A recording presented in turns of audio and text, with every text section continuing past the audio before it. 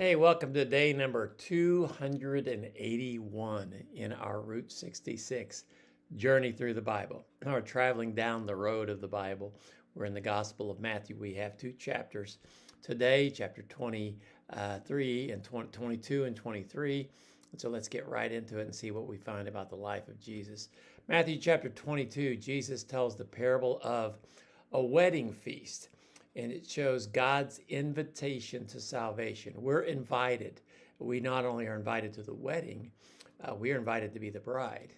So to go to Jesus, and so it's an invitation open to us. Religious leaders were trying to trap Jesus about taxes and about the resurrection, asking him questions, and Jesus so beautifully turns it on them. He asks some questions himself, and it's just a great one. He sums up the law by saying, well, you got to love God and love your neighbor. That's the law. Love God first and love your neighbor as yourself. That's the whole commandment. I love how Jesus summarizes things. And then in chapter 23, Jesus delivers some strong words to the religious leaders because they were hypocritical. They were demanding of others what they could not perform themselves. And in the King James Version especially, they're called woes. In other words, danger, warning. Their outward religion did not have inward righteousness. What God demands of us is compassion. He wants us to love other people. Yes, he wants us to be holy, and he wants us to adhere to a strict way of conducting ourselves and morality, but our heart should be filled with love for him and for other people. And he laments over Jerusalem's hard heart. He knows because Jerusalem's heart is hard what's going to happen, and they will be, after he's gone, they will be destroyed. And so it just breaks his heart. It's one of the few times you find Jesus crying.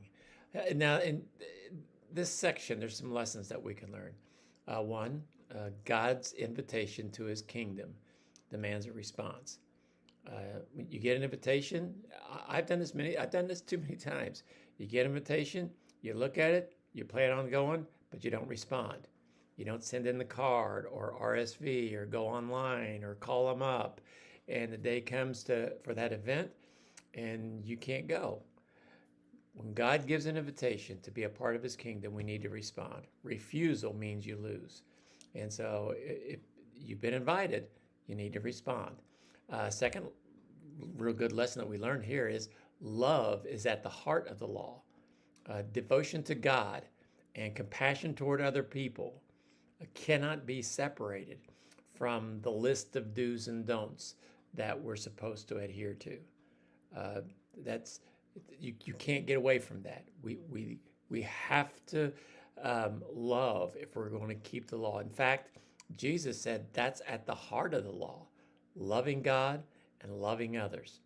And so we need to care for other people. And a third lesson, hypocrisy destroys our spiritual credibility. This is the real danger for those who have been Christians for a while. We tend to get used to our Christianity. We tend to get accustomed to it. And the morality that we live and the ethics that we try to behave and the things that we believe. And if we're not careful, we will become a hypocrite because the passion and the drive and the love and the heart that we used to have isn't there anymore. God values authenticity over appearance.